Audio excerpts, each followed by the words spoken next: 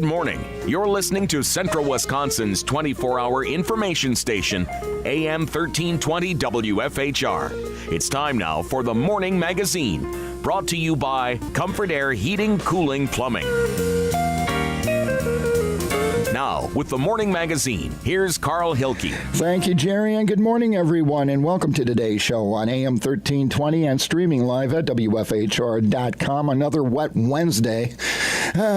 Just what we needed. It's time for a Wood County update, and we welcome our friends from Wisconsin Rapids Community Media, and they're here because Wood County Board Chairman Lance Pliml is here, and it's time for our monthly update. And I know when it comes to summer tourism and everything else, these off and on storms, they're becoming a pain. First of all, thank you very much for having us again this month. It is. That weather forecast you just gave could be just run as a continuous loop. It hasn't changed. I know whether we're dealing with county projects or whether you are at home trying to get some work done, it's been extremely difficult. So it's been an impediment a little bit to the tourism season. It's been an impediment to getting some road work and projects done, and it's certainly been an impediment at home if you're trying to get some painting or staining or other outside work done, which has been delayed at my house also. Okay, so since you mentioned projects, how is this affecting some of the highway work? You're still in that multi-year schedule of improvement and to Wood County's highways and bridges. How is this affecting you?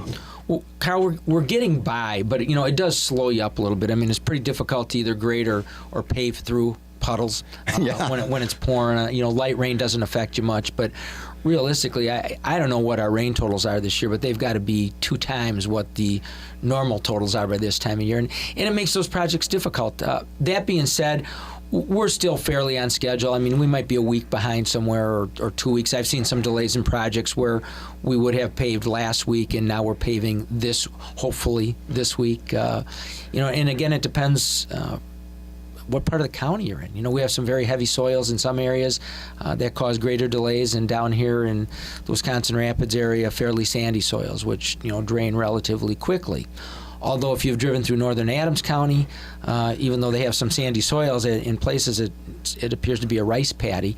There's been standing water for months. So we've got to figure out a way to dry things out a little bit and get back on schedule. And you mentioned with standing water comes mosquitoes and camping. We got beautiful campgrounds in the area, and it makes for miserable evenings for campers or picnickers with mosquitoes. I mean, I was barbecuing on my back patio last night, and I'm glad we got done, and it was like, yowzers, a twilight time, and it was like, hello, Carl. And that not only is it difficult there, and it is. I was cleaning up some stuff the other day, and I happened to tip over an old tire that was laying out on a piece of property that we were walking through. It happened to be county property. Don't dump stuff on county property, but the hundreds or thousands of mosquitoes that emerged just from inside that tire was surprising. And not only is it inconvenient, but it becomes a health risk, too, at some point. So as our health department would tell you, make sure you use mosquito repellents, make sure you cover yourself, and try to avoid any of those insect-borne diseases that are out there. But it's just been an inconvenience to everybody. It would be nice to have 5, 6, 7 days of bright, sunshiny weather. It starts to become depressing at some point. In fact, tomorrow on the show, in part 2, we will have Peter Manley from the Extension Office, and we're going to be talking about the mosquito and tick problem. That's maybe it gives folks some helpful hints, but it's people are getting sick with some of the bites and the like. So you're right. You got to protect yourself. Yeah, and touching on that, Peter Manley's our UW Extension person here in town, and I've often said sometimes I speak just ahead of Peter at events, and I always say everybody has somebody in their life who thinks they know everything. I have somebody who does know everything, and it's Peter Manley. Peter can speak on any subject in depth with great knowledge. He's an unbelievable asset to our community. So everybody should tune in tomorrow. If you don't want to listen to me, make sure you catch Peter Manley. Thank you for the plug. If you're just joining us on the Morning Magazine, welcome. We're getting our monthly update from Wood County Board Chairman Lance Pliml. Jesse's here from Wisconsin Rapids Community Media, getting my good side. I'm again showing you why I have a face for radio. Let's talk about budget. Madison is going crazy. I mean, this thing is ongoing, and it's like a soap opera. Yeah, do we have to? No, as we get, it's extremely. It's always frustrating. Mm-hmm. It's frustrating from a local government standpoint because all of our budgets are predicated upon, what the state rolls through. About 80% of the dollars that we deal with at a county level go to run state-mandated programs. And the level of service provided, again, is dictated by the number of dollars that come through that system. We're required by law to set budgets by November, and when we don't have information available, and sometimes they have not finished their budget by November, it's a best guess situation. And that becomes extremely difficult when somebody on one hand is mandating the service you provide, and on the other hand, they're not giving you the numbers you have to work with. It's extremely frustrating for me this year because, we happen to have a situation in Madison where everybody's on the same side.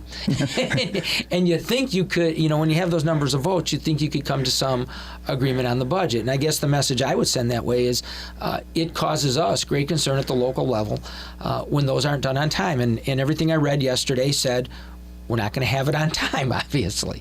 Well, it seems to be this isn't even a Democrat-Republican issue anymore. It's rural versus urban, and namely southeastern Wisconsin and the rest of the state.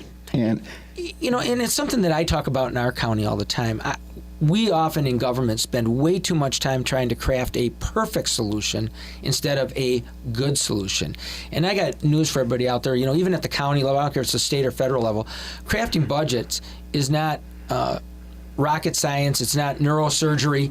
It's pretty simple. And at the end of the day, you got to give a little, there's give and take in this process. And at the end of the day, a good budget is better than no budget, so you don't have to look at perfect. And, one of the things I always talk about, and it'll be a reference back to what I just said again, but, I'm amazed always in government when we're concerned about making I'll call it a small mistake. And I'm not talking at the federal level if you're talking national defense or something, arena. But if we make a small mistake, we can fix it tomorrow. We can make those adjustments. We are not performing brain surgery where if you slip or make a mistake and go, uh-oh, there's a real problem. So, my message to everybody at all those levels, including our people, is let's get it as right as we can, as good as we can, and if we mess up, there's always ways to amend that, shortly following that mistake. So instead of penalizing everybody, instead of putting everybody behind the eight ball, and like I said, we are required by law to have that budget passed at our November meeting. And if we have no idea what those numbers are going to be, it's virtually impossible for us to come up with a realistic working budget. What items in the current debate are most troubling to you, or are you most concerned about as they relate to Wood County? Well, I sit in a little different chair than the people would in education, but the two big issues before the state are transportation right now, education, and to some extent, entire human service budgets that deal with Medicaid reimbursements, things like that happen. Nursing home reimbursements for us as a county. But at the end of the day, I think the big argument in Madison is going to come down to transportation. And you continue to kick it down the road and bond those projects with no end in sight, or do you have meaningful and realistic discussion on how we're going to solve that long term, and that is ending that structural deficit year in, year out. And I'm not a proponent of increased taxes, but at some point there has to be some realization that if you don't index gas taxes anymore, we're getting cars with better mileage, we have electric vehicles on the road, we have bigger and heavier trucks, we have more miles traveled. At some point you need more revenue to be able to do that. And it's going to be a myriad of solutions that probably solve that. And it's probably, I'm finally hearing some traction on open road tolling. Let's face it, the majority of traffic in this state is in the east to south central portion of the state. Madison to Chicago, Milwaukee to Madison. Open road tolling would certainly help alleviate some of those problems. It might be a re-indexing of the gas tax. It might be vehicle miles traveled, but at some point you can't borrow your way out of trouble. You bring up a couple of good points. One, I had Senator Teston on last week, and he was kind of saying, well, it looks like we're probably going to just pass a budget for now and work on the long-term solution, which they've been doing forever. But you make a good point. Everybody likes, especially on the Republican side of the aisle, always makes this argument. We got to run government like a business.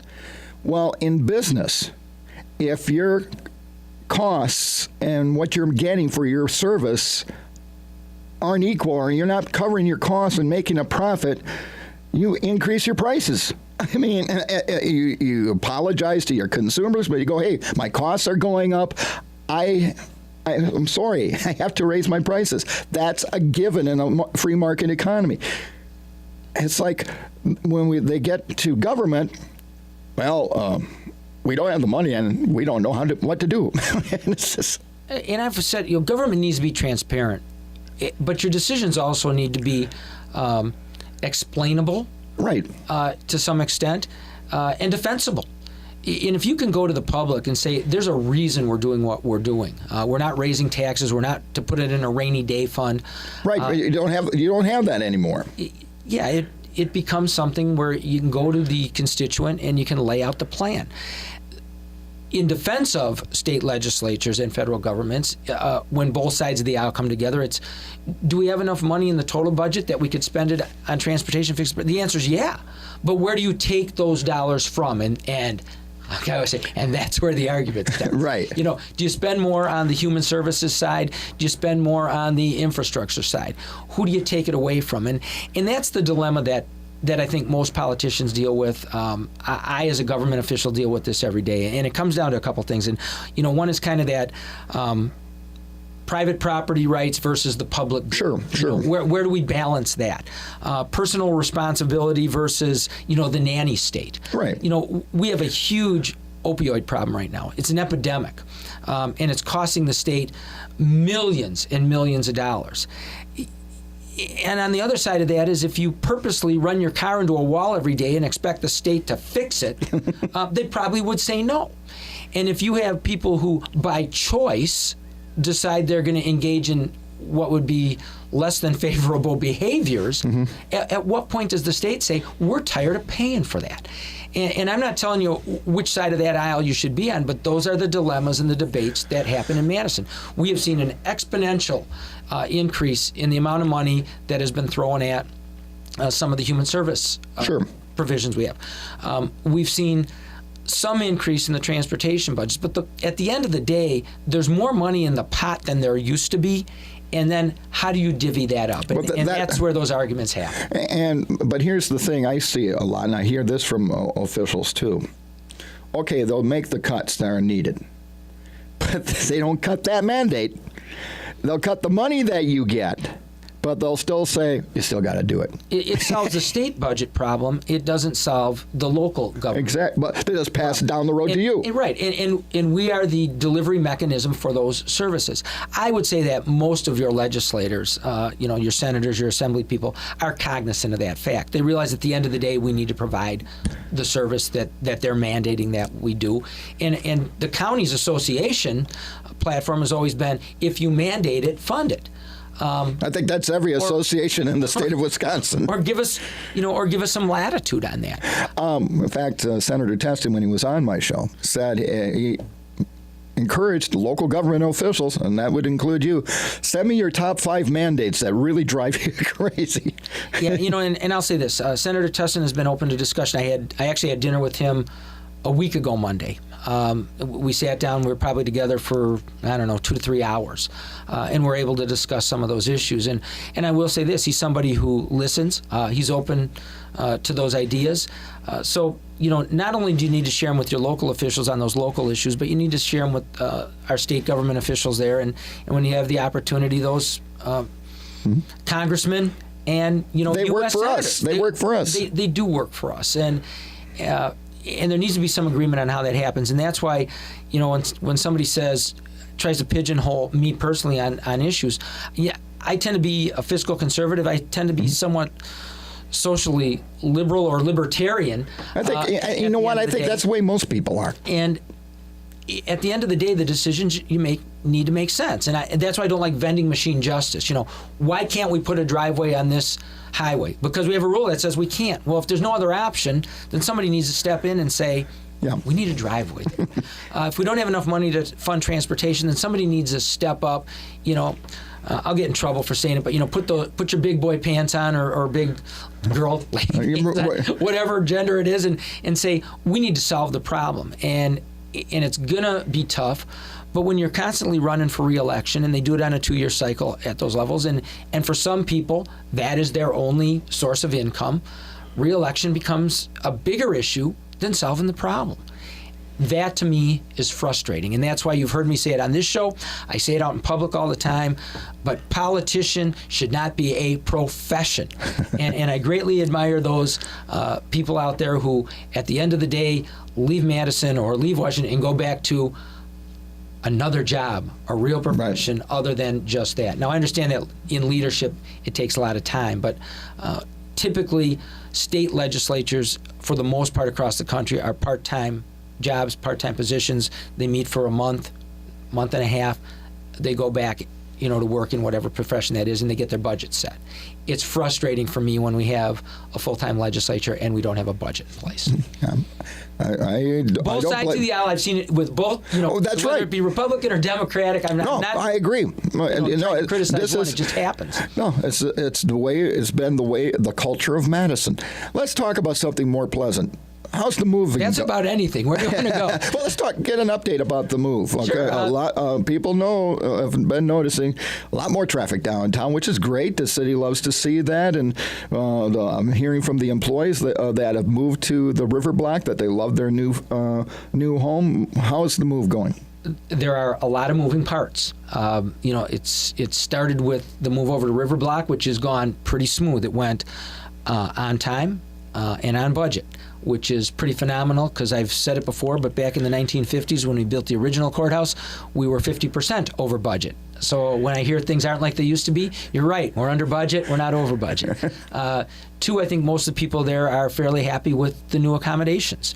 While that has transpired and those people moved over there, we've started to move our dispatch center and our IT department up to the second floor of the courthouse. So we're getting them out of areas that had water issues, which is not a good place to have computer equipment and or your emergency communication. So the dispatch department was actually going to be fully moved up into the second floor of the courthouse as of this past Monday.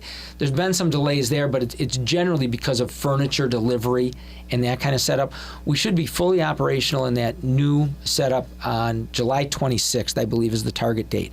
We're going to have better phone radio integration with that new system. We're going to have better and more redundancy built into the system than we used to have. And we're going to get the people out of the basement where they were temporarily housed 12 years ago, finally. So we're going to have a much better system going forward, more reliable, better communication, better backup. So that will be a huge move. IT and all of the, which basically, is kind of the cornerstone of every operation we have, because everything in today's world goes through that computer center, has been unbelievably updated, redone, moving into additional space in the courthouse. And then as Human Services moves out of the courthouse and into the River Block building, as that fully becomes vacated, we'll have additional space up there eventually for the district attorney's office. This is a guess. I'm going out there on a limb a little bit. It hasn't all been approved where those moves will happen, but the third floor of that courthouse will generally be all court related. and at some point in time, I'm guessing we'll end up with the Fourth Circuit Court in Wisconsin Rapids, so we'll have an additional judge. We have a huge need right now for additional district attorney personnel and space. They're crammed into a tiny little space. So I think that a good part of that space will be occupied by them. So we'll have those offices there. Most of the constitutional offices, all of them right now, currently located in the courthouse, and then Human Services, Health, Parks, Land Conservation over in the new River Block. So it'd be one-stop shopping. One-stop shopping for the people who generally visit those offices. Okay, and right in downtown Wisconsin Rapids, easy to get to.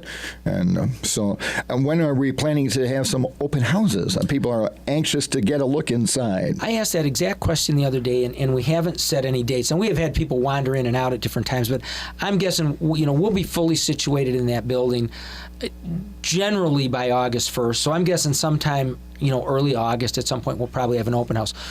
There are finishing processes of that building that we haven't done that will really enhance, I'll call it the look, the beauty of the building. Sure. For instance, elevators, as they've moved equipment in and out, the interior of those got beat up. They were beat up previously. They get more beat up. We don't want to put the finishing panels in those elevators until every single piece of equipment is upstairs. You don't want to finish all carpeting in some areas or all finish work if there's any chance you're going to nick it or beat it up. So we'd kind of like to have all that work done before we bring the public in. But at some point, I guess if we're waiting for one or two pieces of equipment and everything else is done, maybe it's time we invite the public in and let them see what we have. But we look forward to that.